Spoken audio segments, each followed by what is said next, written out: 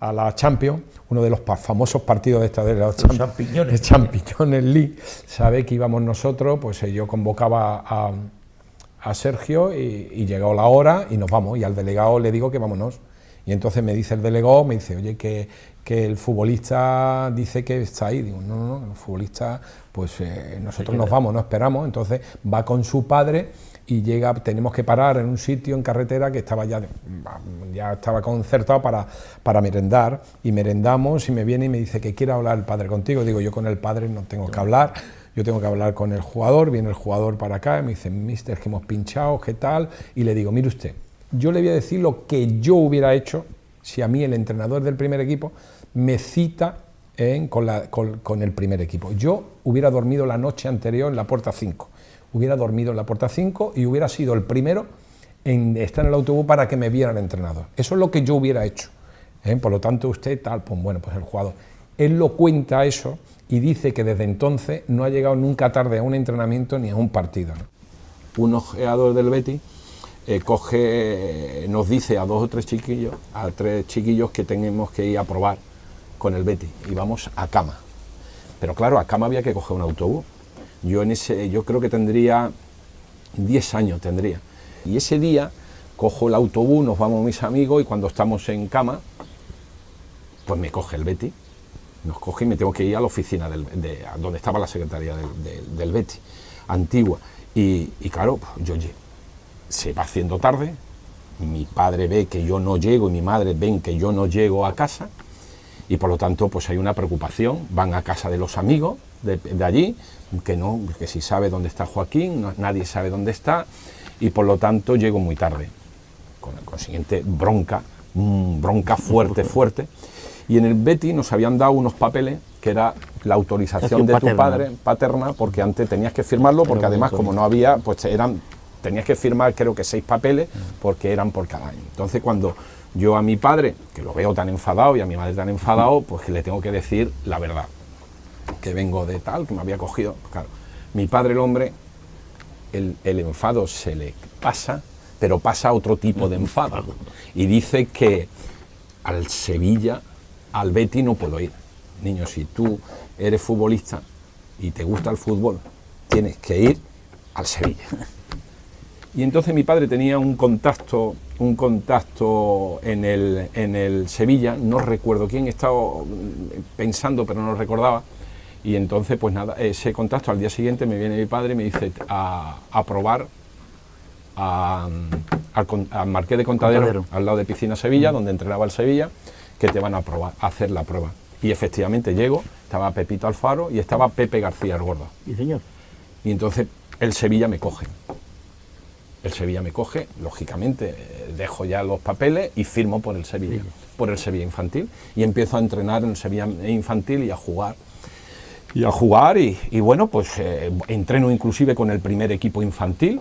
Estuve a punto de ir a Málaga, me acuerdo, a un torneo que había, aún siendo 2 años, 3 años más joven, y recuerdo mis primeras botas que tengo es en Deportes Zarza.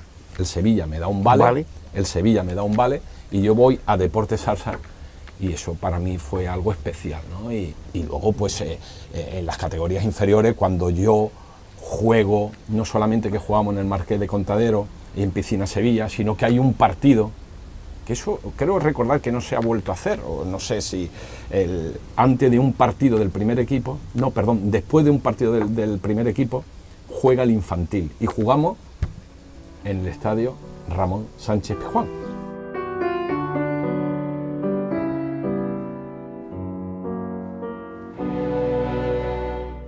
Entonces, yo cuando me llegó eso, lo primero que hice es decirle a Antonio que le hablara a los futbolistas, por su experiencia, él y Pepe Prieto, los jugadores que habían vivido derbi, pero sobre todo Antonio Álvarez, yo le dejé que hablara a él del derbi. Pero te voy a decir una cosa, fue también egoístamente, yo quería también, por parte de escuchar a Antonio, por parte suya, que se lo dijera, y me lo estaba contando a mí también, ¿no? Entonces, eso fue unos días importantes. Les decía a los futbolistas que se fueran, que no se quedaran en casa, que fueran al mercado, que acompañaran a las mujeres a comprar el pan, que se fueran al mercado de abasto, y que vieran que le pincharan y que le dijeran lo que se estaba jugando, lo que era el derbi.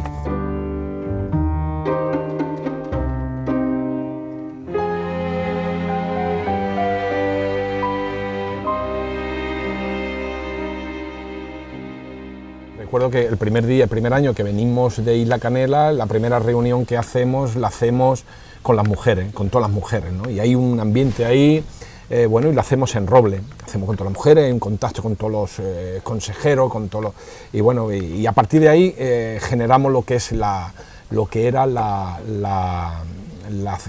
comidas estas, que eran el entrenamiento invisible. Yo le decía a los futbolistas que era fundamental, ¿no? Que el entrenamiento, la parte que tú te entrenabas, pero luego había otra parte que no se veía, que esa el jugador la tenía que llevar a cabo al 100%, y hacíamos esas comidas, no solamente fuera, sino dentro, ¿no?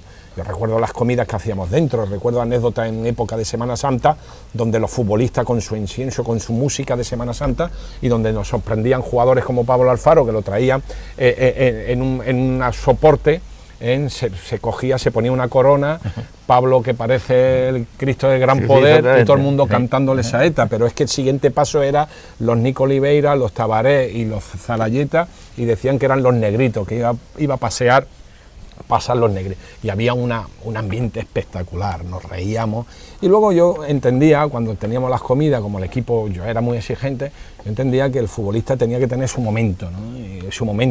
Y tenían que divertirse, y había que irse a tomar una copa, y los jugadores iban todos juntos, iban 10, 12, 15 futbolistas iban juntos en Isla Canela, cuando el día que era el día de la familia, o que no podían venir, el mismo autobús que nos llevaba a nosotros, ellos me hablaban a mí, mister, podemos ir, y cogían el autobús y se iban a lo mejor al Algarve, pero iban todos a comer, y bueno, por lo tanto, eso era un entrenamiento. Yo le comentaba a Antonio y al cuerpo técnico, decía, es que estamos entrenando, es que nosotros, el día de descanso de hoy no es día de descanso, es que nosotros estamos trabajando, porque tú sabes lo que son 18 futbolistas allí que están diciendo que el entrenador es un cabrón porque nos está exigiendo y tal, y ellos están allí todos unidos. Eso es ambiente, eso son lo que a nosotros nos van a hacer conseguir el objetivo.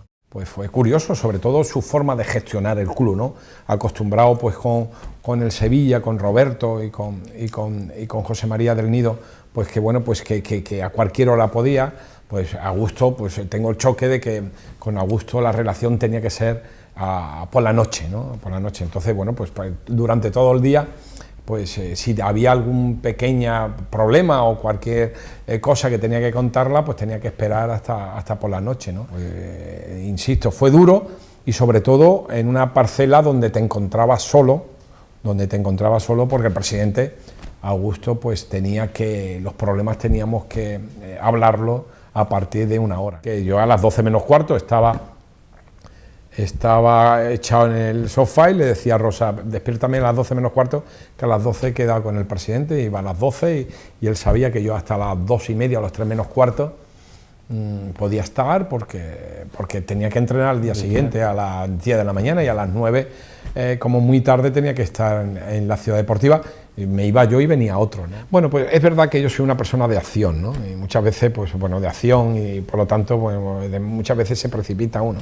Yo tenía ganas de entrenar, es cierto que bueno, pues que todo había evolucionado, había esperado el mercado, estaba todo colocado, y vino un equipo inglés, un equipo suizo, nos hizo una oferta que quería hacer un equipo grande, y por lo tanto que me permitía llevar un equipo y quería hacer un equipo. Entonces, como yo me considero hacedor de equipo, aparte de entrenador, pues me llamó la idea, pues la maduré, no mucho, pero bueno, lo estuve hablando y me permitió llevar, actual médico del Sevilla, Adolfo, me lo llevé yo a Suiza, me llevé a preparador físico, me llevó a fisio, me llevé a preparadores técnicos, bueno, pues fuimos 7 o 8 personas allí, y claro, todo fue muy bonito, primero, segundo, tercero, cuarto día, todo muy bonito, pero a partir del quinto o sexto día ya vimos que había problemas, que la persona que gestionaba, el propietario del club, era una persona un poco descentrada, y bueno, y fue un error tremendo, pero fue una experiencia espectacular, buena, porque me consideré entrenador, o sea, yo era el responsable no solamente de los 8 o 9 que íbamos, sino que me consideré responsable de todo el vestuario, de todos los futbolistas, eran jugadores de gente de todo el mundo, pero que los había abandonado también el propietario, y que la única forma, la única persona que ellos tenían fe era en nosotros. Entonces yo, como líder de toda esa gente, pues fui entrenador, porque lo que aquí en Europa, o lógicamente en nuestro país, se considera como normal, que el entrenador decide los días de entrenamiento, decide las alineaciones, decide los convocados, todo lo que representa la parte deportiva. Este quería hacer lo contrario, ¿no? Y este inclusive pues durante el partido mandaba a su guardaespaldas y le decía los cambios que tenía que hacer. Entonces yo cogía y le decía a la policía que estaba allí que ese señor no estaba, pues se ponía, y claro, ¿qué pasaba? Que luego llegaba al vestuario y chocábamos muy fuerte, ¿no? Hasta que llegó un día que chocamos de más, la cosa se tensó a unos extremos hasta muy peligroso, no digo peligroso, sino muy peligroso, y por lo tanto, bueno, pues me imagino que no por él, sino por algunos que estaban, pues decidieron cesarnos, y fue una tranquilidad. El primer partido que yo juego con el Recreativo es un trofeo colombino, porque ese año el trofeo colombino lo jugaba el Sevilla, el Betis, el Recre, y creo que el otro era el Zaragoza, no recuerdo si era el Zaragoza, pero claro, para que la final fuera Sevilla-Betis, creo que Alcaldesa Becerril puede ser más o menos, estaba todo el protocolo preparado para la final. Entonces jugamos nosotros, un partido del Betis estaba Lorenzo Serra de entrenador, luego lo hemos comentado porque he tenido la suerte de trabajar con él, y cuando yo debuto estaba echando sangre, partido del trofeo colombino, que para mí el trofeo colombino, mi padre me hablaba del trofeo colombino, de los trofeos Carranza, pues para mí era una ilusión tremenda, y pues el Finidi, de Nilsson, y yo tenía unos futbolistas, pues hacemos un partido muy agresivo, de mucha presión, casi en el límite del reglamento, pues claro, Lorenzo, y no veas cómo me ponía, yo me ponía también, los dos ahí conseguimos empatar, y por penalti ganamos y jugamos la final con el Sevilla, que el Sevilla nos ganó 4-1, ¿no? 2 goles de falta de Aranalde, creo que fueron. Bueno, pues hay una anécdota curiosa en ese. Primero fue mi primer derbi, ¿no? Mi primer derbi, mi primer enfrentamiento contra el Betis, que siempre desde chiquillo, desde el barrio, en el barrio no echábamos a pie.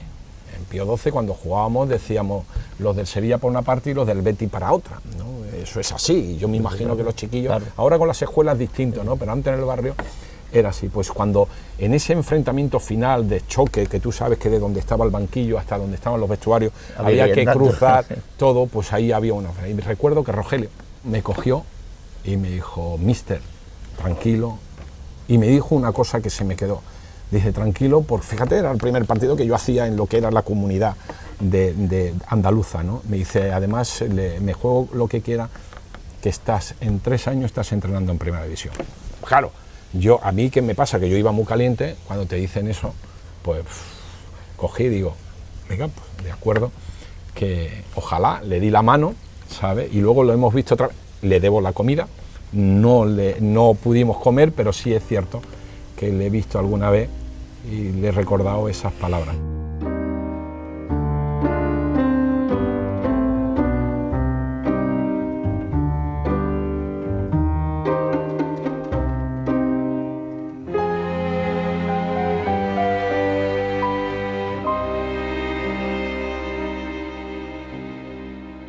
Bueno, nosotros con Julio Batista es curioso, nosotros estamos en Isla Canela y bueno, nos dice, Monchi me dice que vamos a traer a Julio, un mediocentro, que nos dicen que es muy parecido a Mauro Silva, y entonces pues yo en la habitación me iba a ver vídeos de Julio y yo no lo veía como ese mediocentro, ¿no? Y yo le decía a Monchi, medio centro no es, ¿no? Pero bueno, volví a verlo, y claro, luego ya cuando está en el entrenamiento, efectivamente, yo me convenzo, digo, no es el medio centro que nosotros queremos, pero sí es cierto que este futbolista, por su poderío, era un jugador muy completo, que le golpeaba el balón con las 2 piernas, de cabeza iba tremendo, y en lo que eran los espacios reducidos era el máximo goleador. metí unos goles espectaculares. Entonces, bueno, pues nosotros en una situación, este futbolista lo tenemos que aprovechar y entonces decido ponerlo como segundo. Es difícil porque cuando tú a un jugador que es internacional, brasileño, en esa demarcación, tú le quieres hacer cambiar, es difícil, tienes que hablarlo y convencerle. Julio, en principio no estaba convencido, Mister no, tal, yo tengo que ir a la selección, él hablaba de que en esa demarcación pues estaban los Ronaldinho, había jugadores a nivel mundial, ¿no? Mister, que yo tengo que ir a la selección, que yo quiero ir a la selección, y entonces, pero lo ponemos ahí y él, ¿qué pasa? Que como es goleador, él va metiendo goles. Los goles, ¿qué te hace? Pues que tenga la repercusión mediática de todos vosotros, de que eran los titulares de prensa, los recogía él. Entonces eso ya a él le iba gustando más y dio la casualidad de que el seleccionador brasileño vino a ver un partido y él metió, no sé qué partido él, y él metió 1 o 2 goles. Y luego en una declaración que está ahí, cuando vosotros le preguntaste, dijo que había sido un acierto el que el entrenador le pusiera en esa parte. Esa declaración me reforzó. Y le hablaba desde el corazón, yo creo que desde el corazón. Yo creo que un entrenador tiene que transmitirle, si un entrenador no transmite esa pasión, y lo tiene que hacer, el futbolista tenía que ver, y yo quería que me vieran a mí la pasión que yo tenía por entrenar a un club como el Sevilla, ¿no? Que era la ilusión, y por lo tanto eso quería, y eso era de que me hierve la sangre roja. Es decir, igual que me hierve a mí la sangre roja, les tiene que hervir a ustedes la sangre roja, porque a todo el estadio y a toda la gente sevillista le está hirviendo la sangre roja, ¿no? La verdad que la afición siempre que he venido, ¿no? Independientemente de ese partido, porque luego he venido partido y es cierto con resultados favorables al Sevilla, pero siempre que he venido pues me he considerado que venía a mi casa y la afición es tremenda, ¿no? Y eso, cosa que me agrada y estoy agradecido, pero no solamente cuando vengo al estadio, ¿no? A nivel de la calle, la gente, es curioso que todavía pues se acuerden, y me llama la atención que hasta chiquillos que no me han visto a mí entrenar y me vienen, y eso me hace ilusión, y yo le pregunté, bueno, y tal, no, es que me ha hablado mi padre, y entonces pues la verdad que eso sí que me agrada, ¿no? Pero que la afición del Sevilla pues se acuerde de mi persona.